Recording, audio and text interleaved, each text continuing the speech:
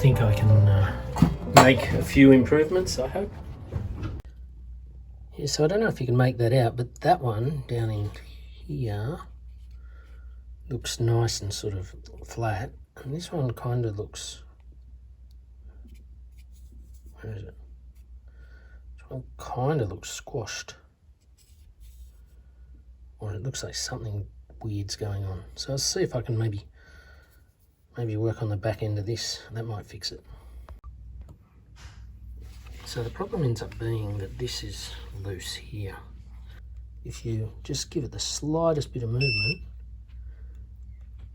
it tends to not work. Then you push it back down and it works. So I might just see if I can epoxy that down. That'll fix it.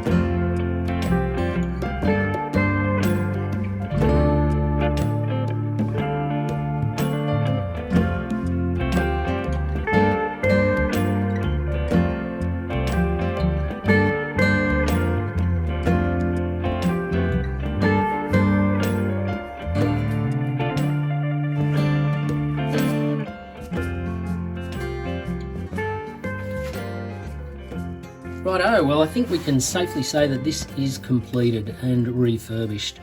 Been able to get a lot more varnish on the existing timber work and strengthened it with new screws, and this top plate holds the front together. It didn't have anything at the front before. This bolt goes through and locks the whole box into the console, and I've refurbished this switch panel. This is mainly lighting, essentially all lighting except for an accessories down the bottom. The accessories will be, I think it's 2 USB ports and 1 cigarette lighter style, and is a separately mounted, flush mounted piece that I'll probably put over here. So the way I've got it lit will be the hold, everything underneath, especially around the engine.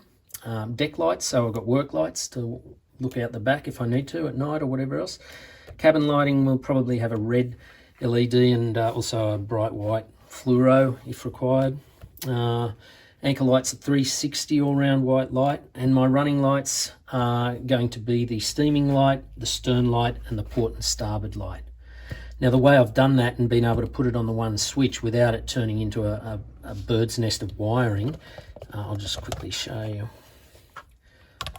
So I've put in essentially a positive distribution bar here. So the positive off the port, starboard, stern and steaming lights will go to here, and the grounds will be in here.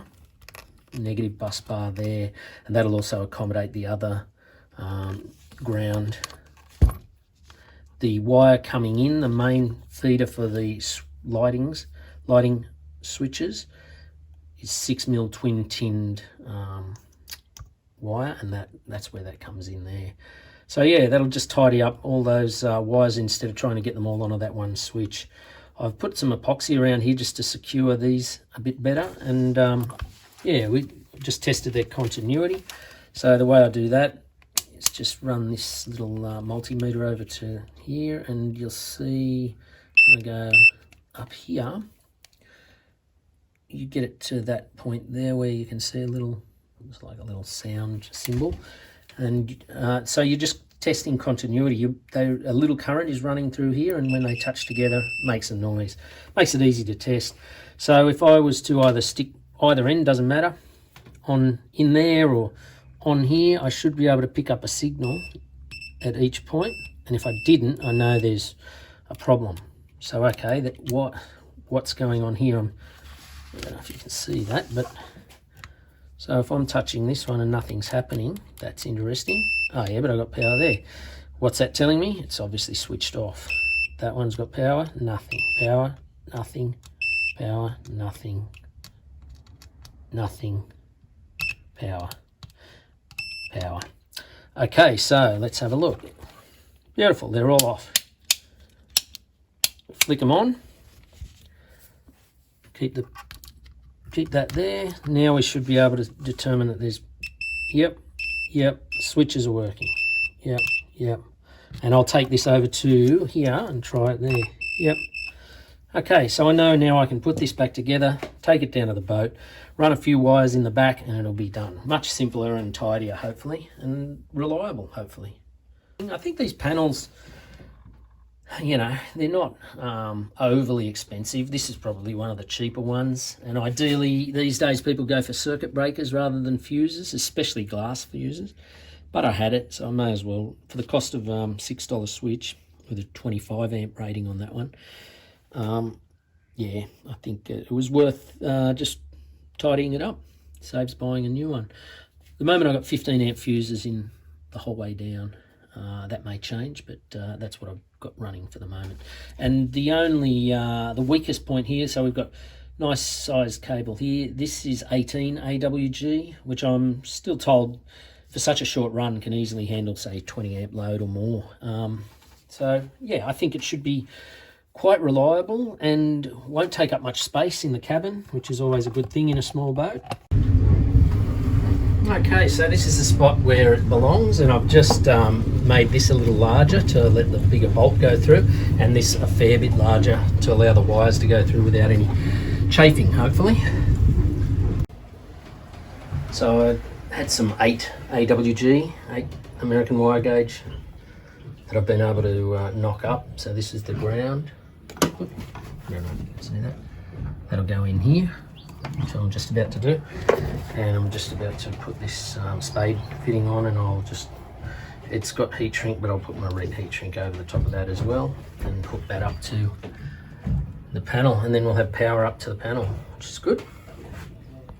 Okay, so you can see that ferrule goes right through there, and is crimped down by the screw.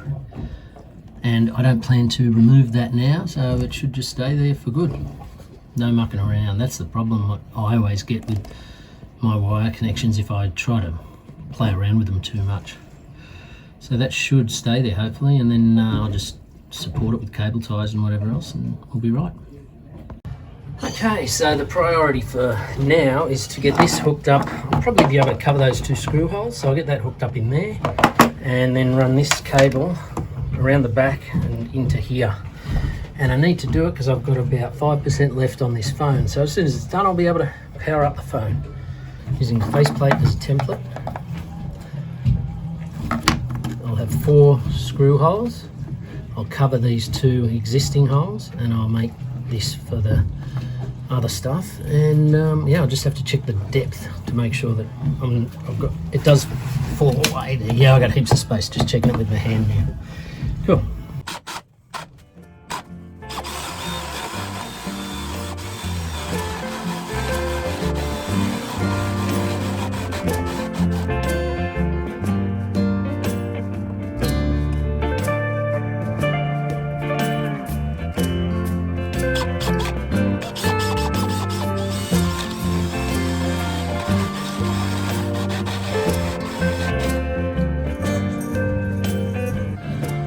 Looking good. Just got to run power back into there, onto there, and screw some screws in. Okay, I've just put the ground on the bus bar. This now just has to come up onto here, onto this one. Power's off at the battery isolation switch. Now I've just got to get this one on here. Gotcha. Okay, so that's on nice. I will come back at a later stage and tidy up that once I've got all the wires on. let's get it back in, give it a go. Okay, this is the first test run. I've actually had to rip the car charger I've got in the car out, but it's all working. There's actually an LED lights up to tell you it's powered up, so it's good. And that's the switch to turn it on. I really don't know why I'm bothering with this switch panel. It's that old. The new one costs $50, but the connector, female spade connector broke off just because of the movement and everything. It's quite a heavy gauge wire that I've got going up to it. It's 8 AWG. So now I'm going to try to solder this on across those 3 points and maybe even onto the bar to salvage it, and then I'll just put a female spade connection on there, which will give it a bit more flexibility hopefully, and maybe I'll still get to use it. Okay, so there we have it. That switch panel is now completed and reasonably neat and tidy, so we'll pack it away and hopefully never have to open it up again. Well, I'm a bit excited. I've just flicked my running light switch and they're all working. Let's have a look at this. So I'll put the stern light here for now, and then when I extend this canopy it'll be going towards the back of it, right at the back, up high. And these are still the incandescent globes, but working well. Steaming light working well. Tested the anchor light before and it's working. I'll fire up all of the circuits and see how well the circuit board holds up. The 30 amp fuse in there. We've got a 15 amp fuses all down through here. That's cool. Now I'll have to wire up this thing, get a VHF.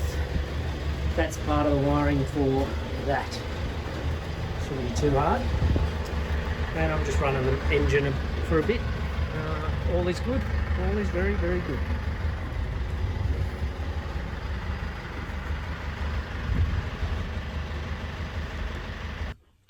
Yeah, so it's been a great day today. I managed to get the switch panel and the box all installed really quite easily actually, and I'm really happy. I ran some thick, it was 8 AWG cable up from the distribution board, so yeah, that's worked out really well, and I've managed to get 2 loads off of my steaming light and my anchor light, and they worked.